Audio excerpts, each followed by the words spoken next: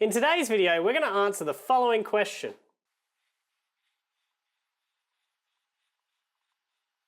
Why do we have an order of operations?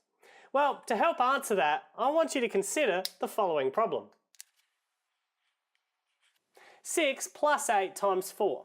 One person might look at this problem and go, you know what, let's do the addition first. Let's do this 6 plus 8 first, which will equal 14. But we still need to multiply by our 4, so that is equal to 56. But let's take this same problem for a moment, this 6 plus 8 times 4. And instead of doing the addition first, let's see what happens if we did the multiplication, this 8 times 4, which is 32.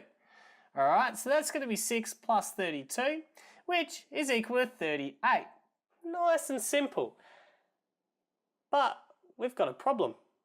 We've got two different solutions for the same problem. How can that happen? Well, it turns out the order that we do things in matters. The order that we do something in can change the final answer that we get. And that is a problem.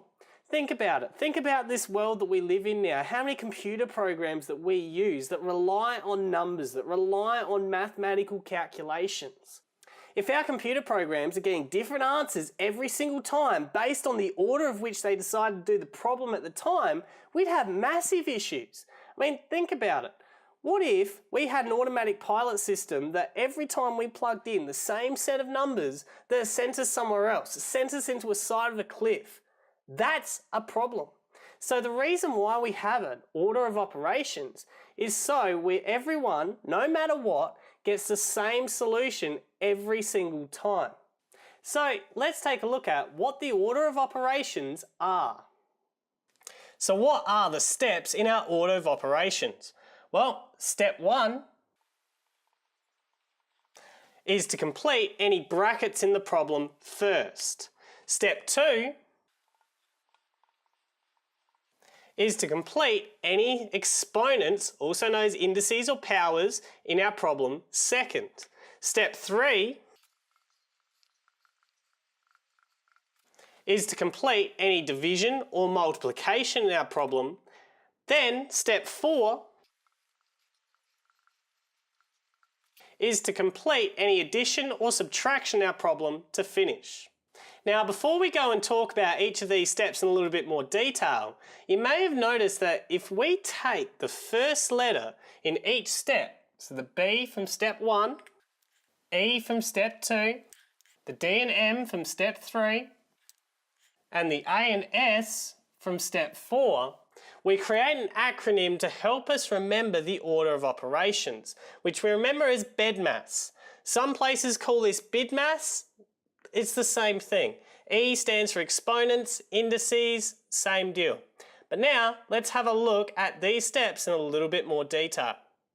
Now, our first step in the order of operations is to do anything inside of brackets first. So in the following problem, I've got 6 multiplied by 2 plus 3, all contained in brackets.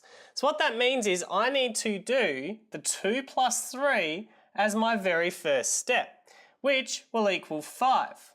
Then I still need to multiply by my 6. So I've got 6 times 5, which is equal to 30.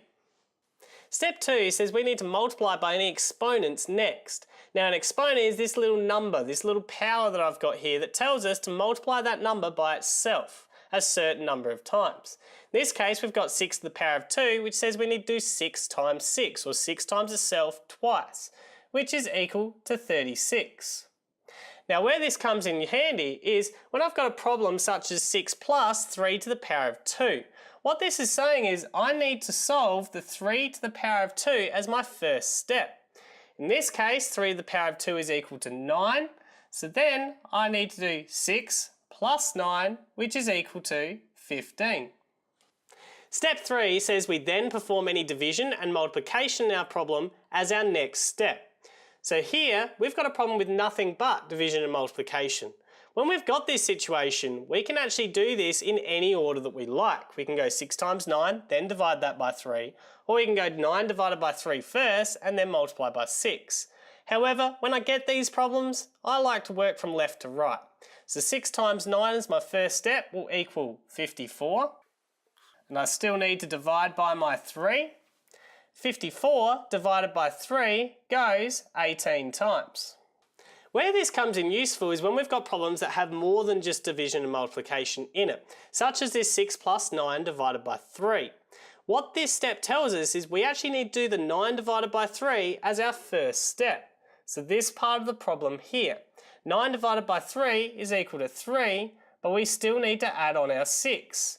And 6 plus 3 is equal to 9.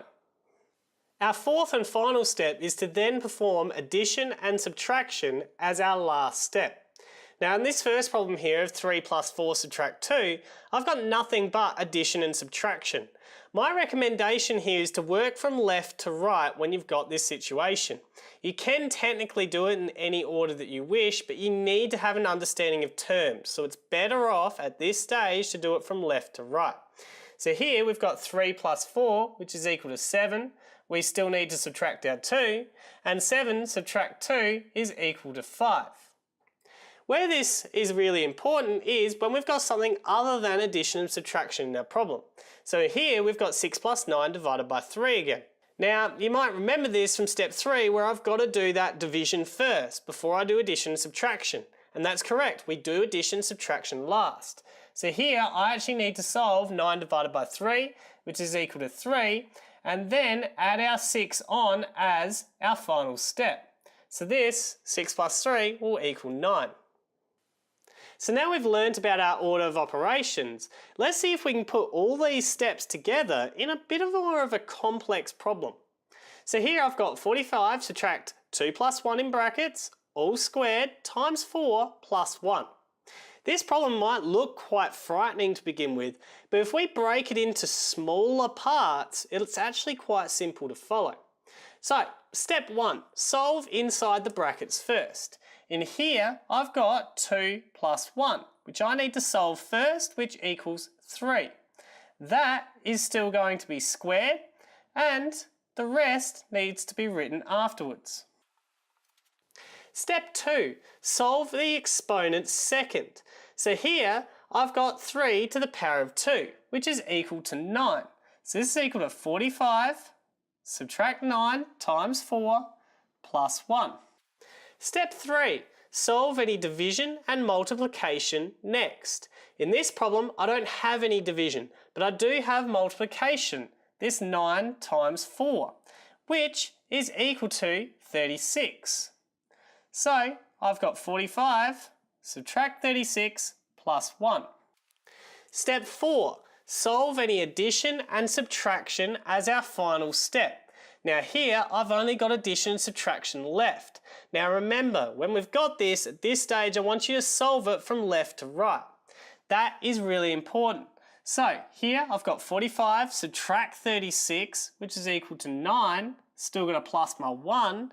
So this rather complex problem, we've found to equal 10. Now remember, we have a set order of operations, so anyone from anywhere is going to get the same solution to every problem that we do. We can remember this order of operations using the acronym BEDMAS, which tells us to do brackets first, exponents second, division and multiplication third, and then as our final step we perform any addition and subtraction in our problems. If we start breaking really complicated problems up by using our step-by-step order of operations, we can find nice solutions to really complicated problems.